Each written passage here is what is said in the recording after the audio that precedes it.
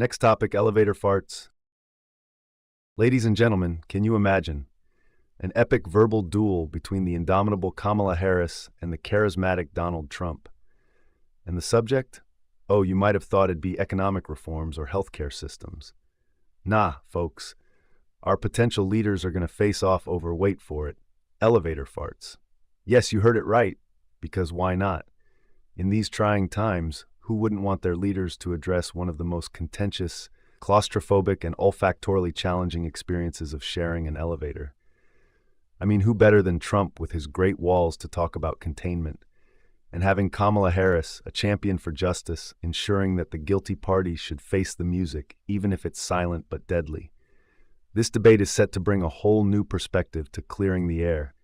So brace yourselves, folks, as we go from political stances to flatulence nuances. Inhale, exhale, and remember, it's not always the one who smelt it who dealt it. This is going to be one gas of a show. Listen, folks, let me tell you, no one does elevator farts better than me, okay?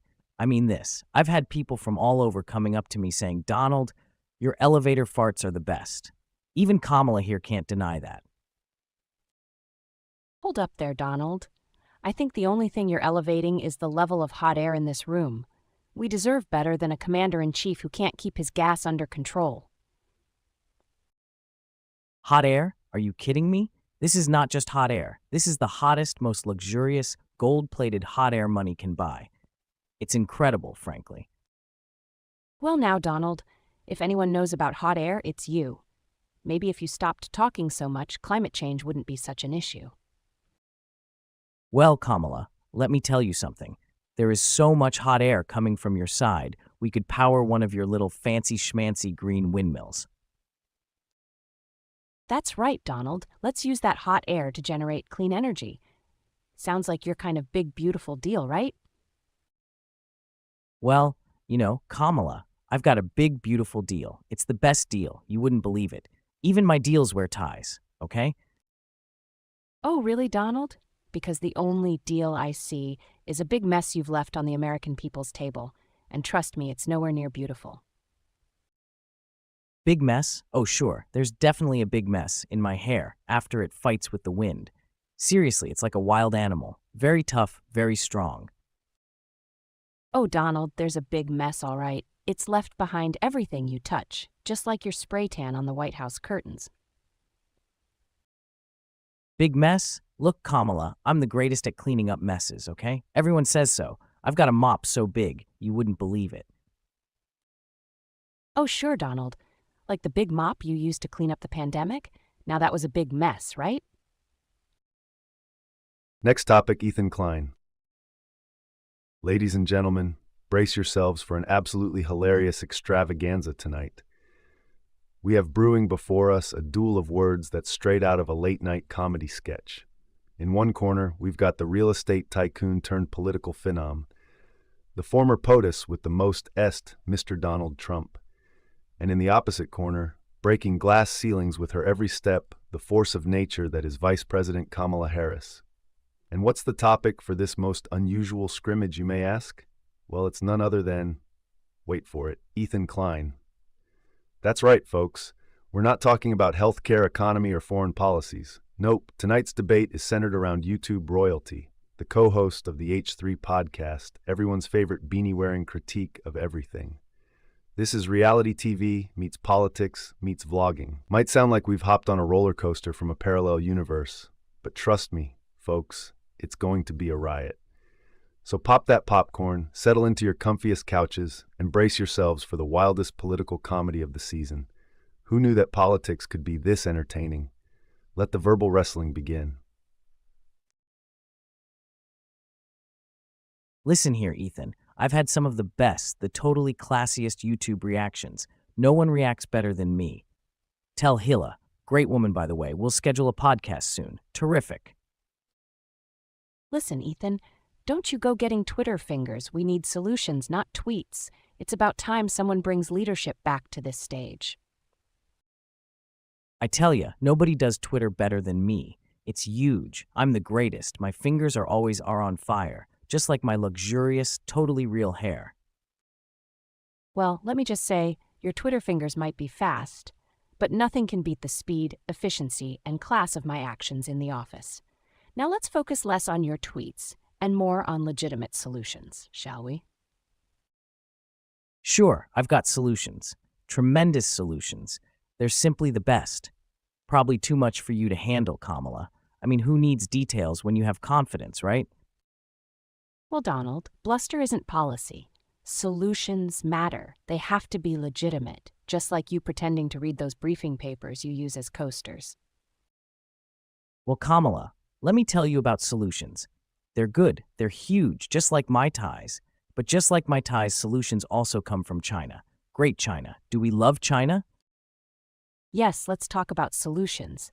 And I'm not referring to the magic solution you spray on your hair each morning. I'm talking about real, tangible ways to improve this country. Believe me, folks, nobody does magic like me. My solution, poof, coronavirus, you're fired. Oh, so we're doing magic now? Well, let me pull out my magic healthcare plan that covers everyone. Oh, wait, I don't need magic for that. Well, Kamala, my healthcare plan is a lot like my hair, non-existent, confusing to look at, and somehow still the best thing you've ever seen.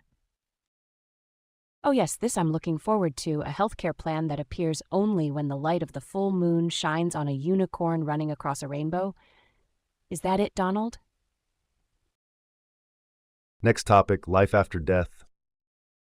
Ladies and gentlemen, behold, a spectacle so unorthodox, it sounds better suited for a supernatural sitcom than a political debate.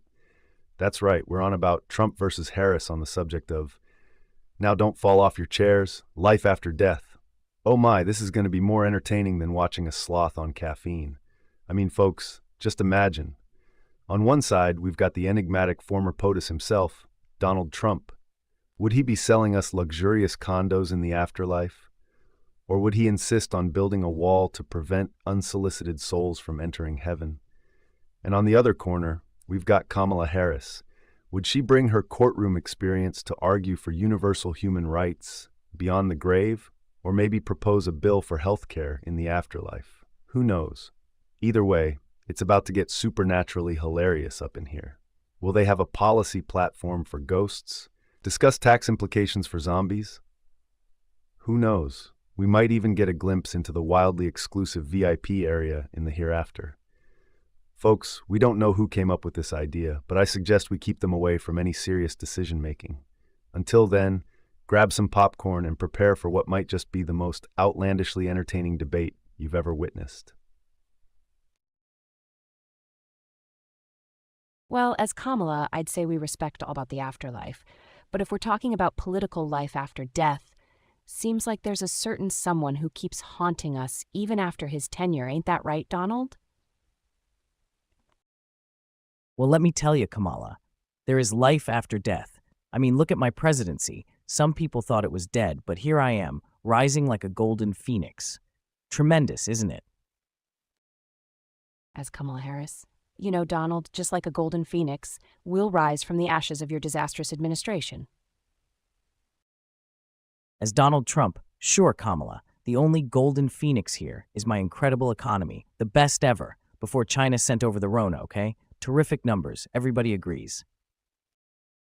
Well, I do believe, Mr. Trump, that it's time we rise from the ashes like a golden phoenix, building back better, stronger, more united, but without the ridiculous golden hair, of course. Well, Kamala, may I remind you that the golden phoenix also had to burn down first before rising? And about the hair, you're just jealous it's real, so very, very real.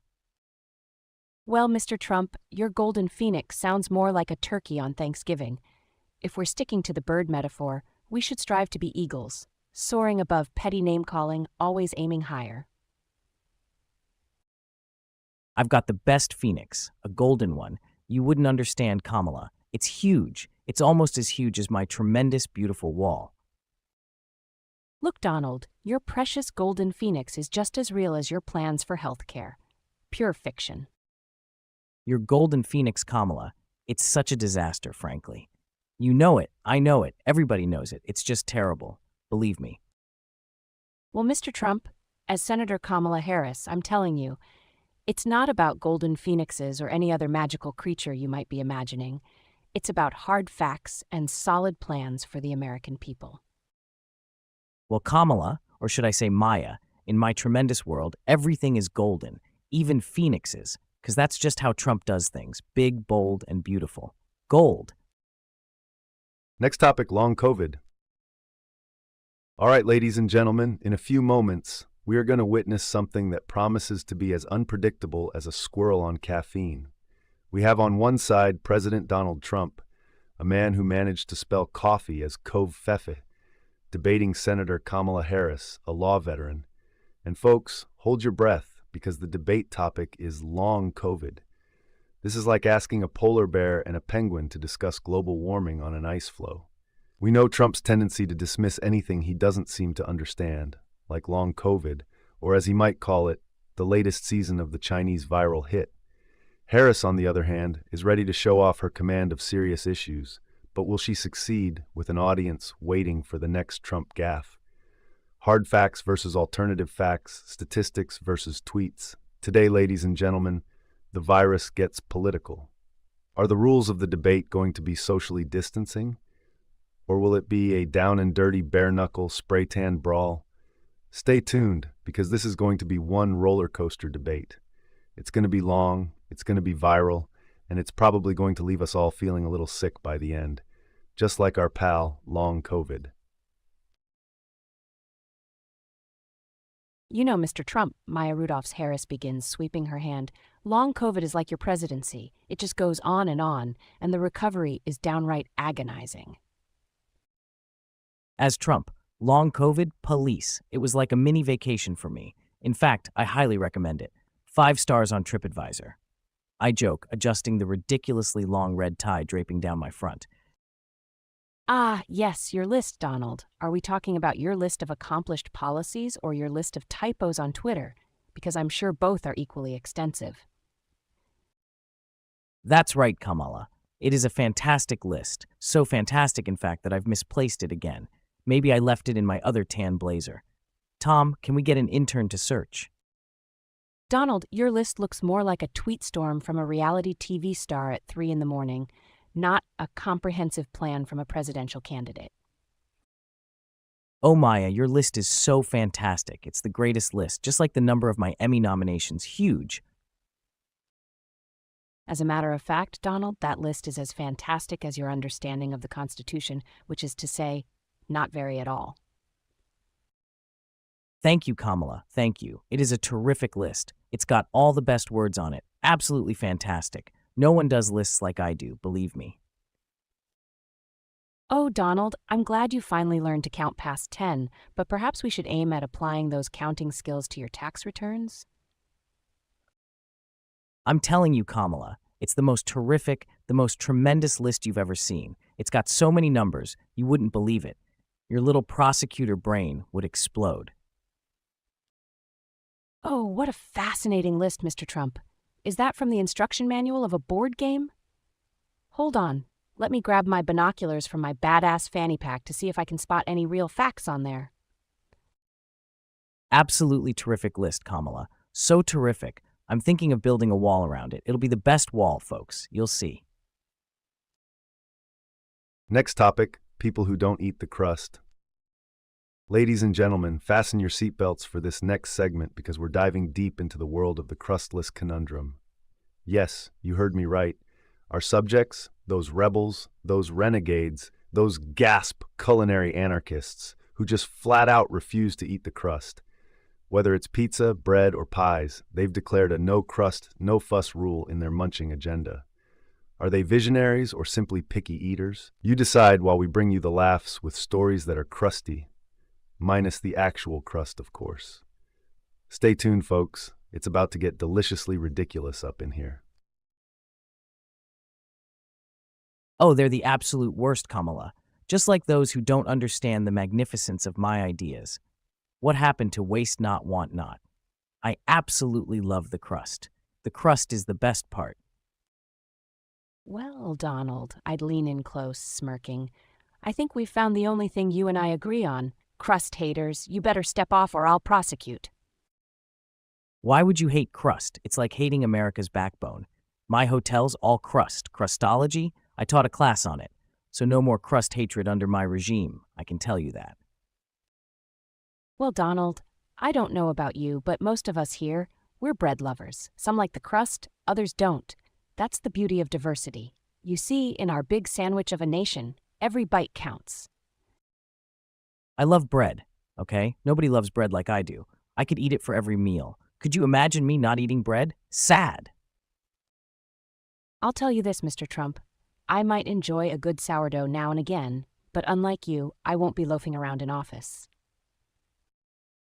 Good sourdough? Oh, Kamala, I make the best sourdough. They say I'm the king of yeast. My bread is tremendous, believe me. Well, now, Mr. Trump, remember, you can't just loaf around when it comes to running a country. It takes more than hot air to raise an economy. You say hot air, Kamala, but the only hot air I'm feeling comes from your direction every time you go on one of your long-winded speeches. Speaking of which, you're overdue for one. Oh, Donald, honey, I do appreciate your concern for my respiratory system, but let's focus on the matter at hand, shall we? Look, I have the best respiratory system. No sneezes, clean as a whistle. Maybe Kamala should ask her running mate. He's the one hiding behind a mask.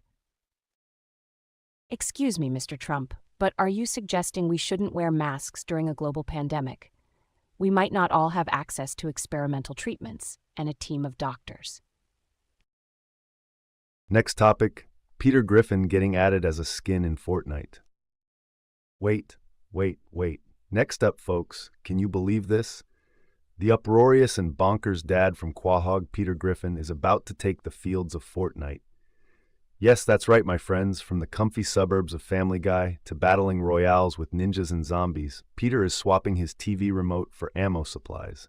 I don't know who's going to be more confused, him or the other players. Will he stop mid-battle to fight a giant chicken? Or perhaps Brian, the talking family dog, will make appearances as his trusted four-legged squad mate? The battle bus is about to get a heavy dose of irreverent humor. Load up your gliders, brace yourselves, and get ready for some extra laughs, because the Griffin Patriarch, equipped with all his hilarious antics, is all set to bring comedy and chaos to Fortnite. Dear Fortnite players, brace yourself. Peter is parachuting your way. A brewski in one hand, a boogie bomb in the other. It's about to be a wild, wild ride. I gotta say, Peter, huge fan of Family Guy. Very high ratings. Let me tell you, being added to Fortnite, that's terrific. Maybe they'll add me next. Trump Tower skin or even my tremendous golf course. Donald, you flip-flop more times than a gymnast. Now you're all about Fortnite? I thought your favorite game was Dodge the Tax Return. Oh, I love Monopoly. Big fan. I always buy the best properties, the best hotels. It's all in the art of the deal, Kamala. That and golf. I do fantastic in golf, don't I, folks? Well, Mr. President, my favorite game is just a little thing I like to call Truth and Justice. It's not as exciting as Monopoly, perhaps, but it's played in the real world and has real-world consequences. Favorite game? Is there any other answer than Monopoly? It's terrific. Bigly. I start with the hotels, and before you know it, I'm bankrupting everyone. Just tremendous. Well, Donald, my favorite game is chess. It's a game of strategy, intellect, and patience, and I do enjoy a good checkmate. You kidding me, Kamala? My favorite game has to be trumping my businesses with dazzling gold. I'm betting you're more of a Monopoly person, trying to sneak those little red hotels onto my properties. Chuckling, I'd answer, "Oh, honey, don't you know? Your favorite game has to be golf, 'cause it appears that's where you spend most of your presidency." The best game, believe me, is Monopoly. I always win, always. I've got hotels on Boardwalk and Park Place before you even roll the dice. Well, Donnie, let's just say my favorite game is Guess Who, because it's all about asking the right questions to get the truth, something you seem to struggle with. Well, Kamala, my favorite game, it's definitely Monopoly. I always get the best properties, always. Set up hotels everywhere, huge hotels. I'm a winner. Ask anyone. Oh, Donald, But you forget, it's not about monopolizing, it's about strategizing. I rather play chess where it's not about illusion of monopoly, but about real power moves. Next topic, pineapple on pizza. All right, folks, brace yourselves, because this next segment is tackling a topic that's as controversial as politics and gets the internet up in arms quicker than a cat video. Yes, we're stepping into the fire, tearing open the box of pineapple on pizza. Whoa, now wait. Don't touch that dial. Stay tuned for some saucy debates, cheesy jokes, and punchlines with a pineapple-y aftertaste. Let's see if we can slice through the battle lines right after this break. Well, listen here. If the American people want pineapple on their pizza, that is their right. But we need a president who knows how to turn up the heat without burning the crust. Am I right? Folks, everybody knows that pineapple pizza isn't American. It was invented by Canadians, okay? I say let's keep our pizza pure. Pepperoni, mushrooms, and a little sprinkle of greatness, right? Listen, Trumpy, believe it or not, a pineapple pizza isn't going to solve our national debt. But keep trying, sweetie. Pineapple pizza? I'm all about pineapple on pizza. Tremendous idea. The only problem? China beat us to it. We need to bring pineapple pizza jobs back to America. Now, Donald, let's be clear. Maya as Kamala leans in, glasses perched on her nose.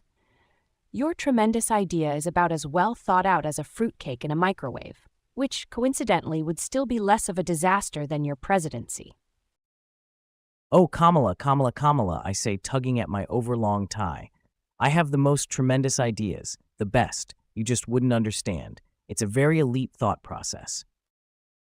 Well, Trump, does your tie need to social distance from your waist, too? It's so long, it's practically touching the floor. That's wrong, Kamala, because everything you say to me, I have to disagree. It's like I have a built-in disagreement alarm in my head. Isn't that amazing? Well, now, excuse me, Donnie, because I believe it's time for a little something I like to call a Kamala Mala Ding Dong reality check. Don't make me pull out the gavel. Wah, wah, wah. It seems like we've hit the Disagger Eagle ment alarm, but frankly, I don't need a check from reality. I make my own reality. I call it Trumptopia. Well, there it is, folks. The big Disagger Eagle ment. Well, I can't help but feel it might be mistaken for his incessant tweeting, though. Ladies and gentlemen, there it is. The big Disagger Eagle ment alarm. You barely hear it over my constant tweeter-in-chief nonsense, but it's there. Next topic, President Joe Biden. Well, ladies and gentlemen, fasten your seatbelts. The next topic we're diving into is no other than our dear President Joe Biden.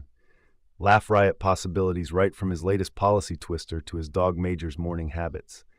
As a rule of thumb, we don't mock the character, but oh boy, his occasional memory fumble sometimes makes it hard not to chuckle. So get ready to strap in for an amazing balance of comedy and politics, folks. Well, let me just say this. Unlike my esteemed colleague here gestures to Farrell's Trump, President Joe Biden knows how to lead with his brain, not his tweets. Isn't that right, Mr. Trump? Listen here, Kamala, old Joe, he can't even remember where he left his keys, let alone how to run a country. He's lost in the basement of the White House, I'm telling you. Now listen here, that old Joe you're referring to is working around the clock to pull the people of this nation together, unlike, someone else we know. Look, Kamala, Joe might be old, but that's because he spent decades mastering this game. And let me tell you something, the game loves old Joe. Tremendous. Listen, sugar, I'm not sure if you've looked in a mirror recently or checked that hair dye streaming down your face, but you're not exactly in the spring chicken category yourself. Oh, Kamala, here we go again. Poor Sleepy Joe would be thrilled to be as energetic and young as me. Everyone knows I'm the most youthful. Ask anyone. Oh, energetic Joe? Honey, he's so energetic he makes the Energizer Bunny look like a sloth on tranquilizers.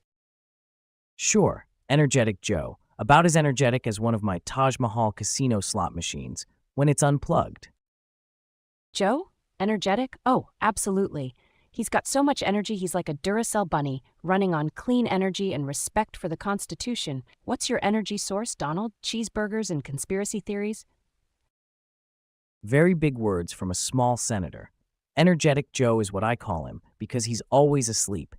I mean, really, I've gotten more done on my worst days than he has on his best, or would if I had worse days. I only have tremendous days. Really fantastic. Well, excuse me, Mr. President, but the only thing small here seems to be your understanding of the Constitution. You see, in my world, small is something we say about your hands, not a senator's role. Small senator, let me tell you something, Kamala. In Trump Tower, our elevators are bigger than you. They go all the way to the top too, something you wouldn't understand. Next topic, sad people on the train. And folks, hold on to your laughter box for our next side-splitting segment. We've all had those gloomy Mondays, haven't we? Well, we're diving into a whole new level of melancholy with, wait for it, sad people on the train. Yes, you heard it right. From the I just missed my stop sires to the my coffee spilled on my lap sobbers, we've got it all. And who knows, you might just recognize yourself in a few of these hilarious commuters. Get ready to feel better about your daily commute, because nothing boosts the spirit like a shared sigh of despair in public transportation. So stay tuned for the funniest journey you'll ever take on the melancholy train of despair, right after these messages. Well, honey, people might be sad on the train, but let's give them a reason to smile. Will, let me tell you, unlike you, I won't be a one-way ticket to nowhere. Sad on the train? More like mad on the Trump train. Choo-choo. Next stop, greatness. Hop on board or get left at the station. Oh, is the Trump train more like a mad train now? Next stop, Delusionville. Population just you, Donald. The Trump train is not a mad train, Kamala. It's more like a luxury liner, cruising straight to success. Stop hanging onto the caboose.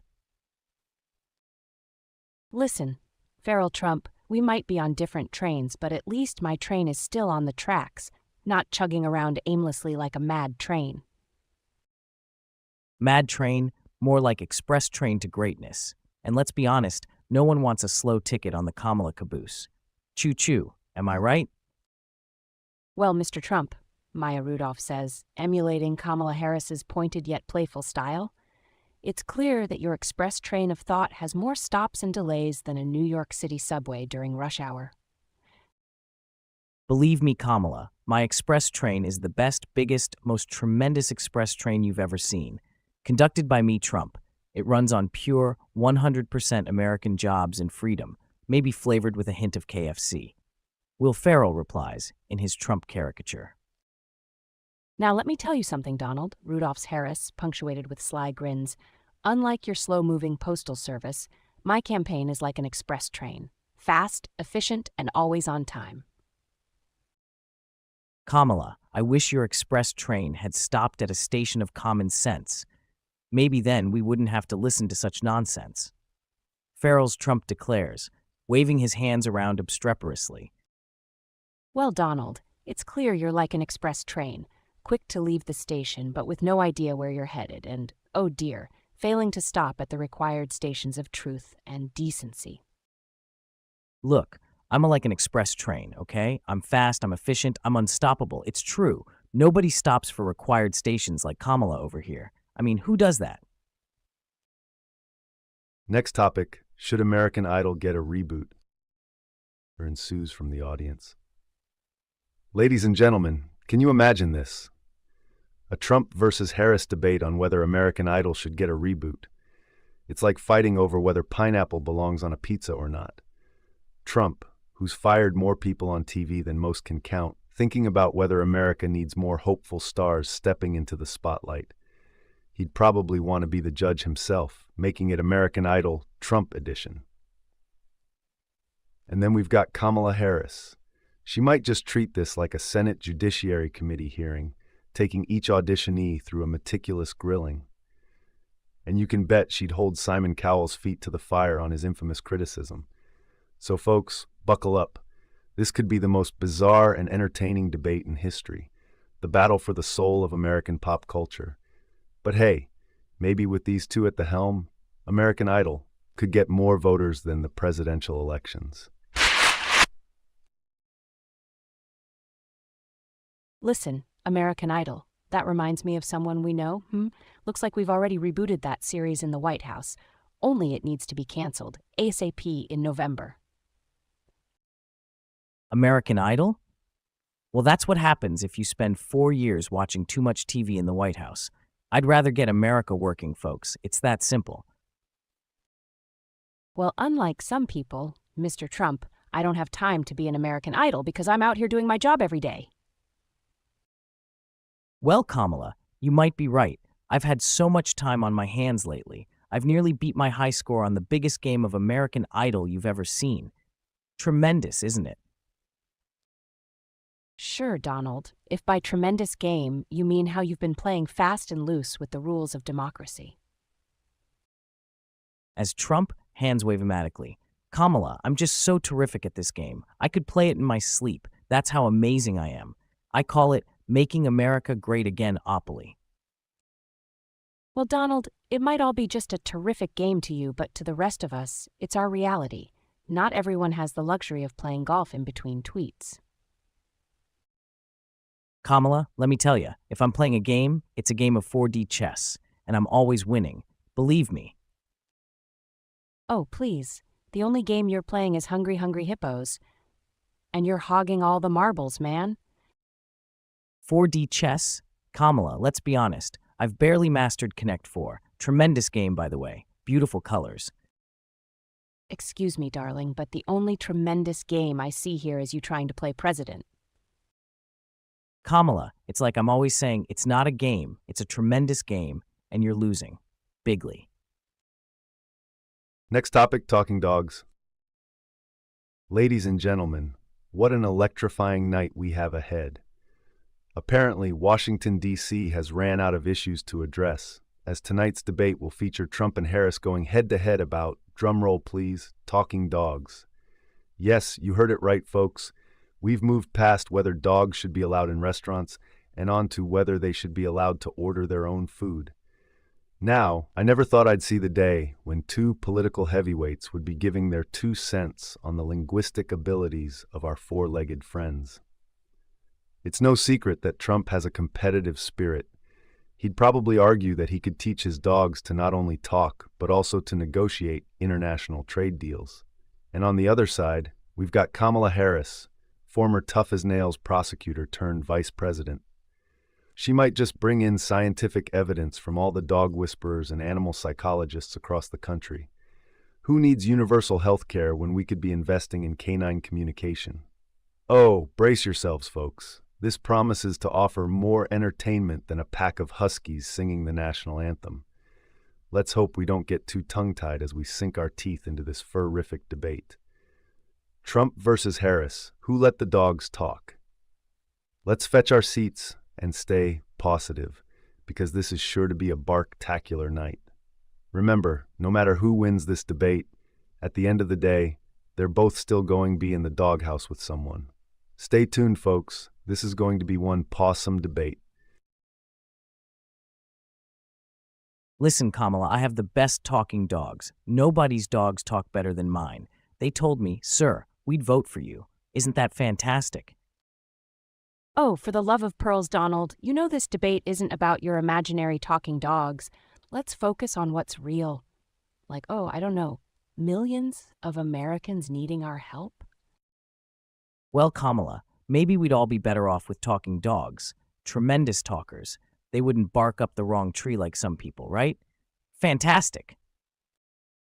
Okay. You know what, Trump? Maybe we should get these talking dogs in here. They've probably got more coherent things to say, and at least when they mean sit, they actually know how to do it.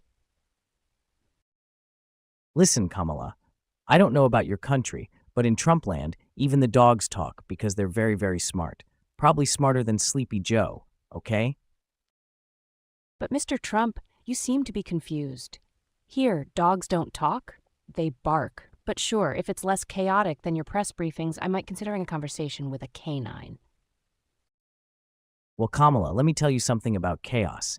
It's just bigly, tremendous energy, carnage. like an apple pie fight in an American Eagle store. High ratings. That's presidential. And Donald, you wouldn't know chaos if it was dressed in cheap suit, sitting on your lap and tweeting about law and order at 3 in the morning. Well, Kamala, maybe if you didn't spend all your time in Washington, you'd understand why I buy my suits cheap. I take care of the American taxpayer, unlike some people here. Funny you should mention suits, Donald. Are they as cheap and tacky as that university you supposedly ran? Kamala, I'm not one to talk about cheap suits when you're standing there looking like you lost a fight with a rack of discount dresses at TJ Maxx. An American disaster, let me tell you. Donald, your idea of a quality suit matches your idea of running the country, all overpriced, off the rack, and full of hot air. Next topic, the concept of love. Well, folks, get ready to dive in, because our next segment is all about the L word. No, not lasagna, although that's a close second for many. We're talking about love. Yes, that mystifying, mesmerizing, and at times downright mind-boggling emotion. So buckle up and prepare yourselves, because we're about to forget dating apps and delve directly into the heart of the matter. We're going to laugh, we're going to cry. Heck, we might even fall in love. With the jokes, that is. So stick around. You won't want to miss this. Well, Kamala, people say I don't understand love, but I do. I love me. I love my buildings. I love my Twitter followers. I even love this ridiculous wig they've stuck on my head. Sad. And you know, Mr. President, the concept of love says love thy neighbor. But I gotta tell you, if this was my neighborhood, I'd be putting up a for sale sign faster than you can say tweet.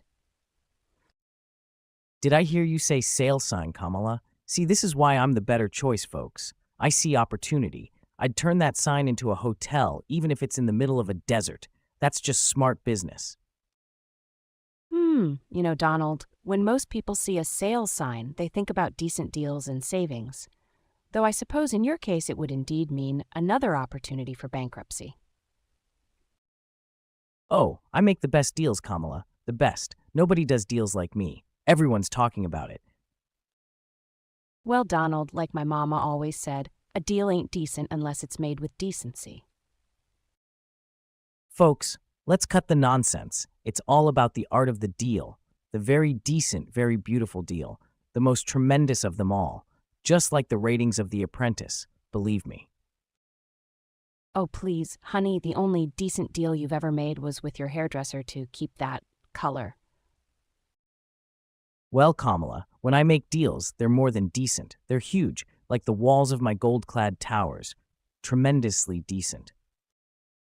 Listen here, Donald. In my book, a decent deal doesn't involve a Twitter meltdown at 3 a.m., and it certainly doesn't revolve around the size of your towers.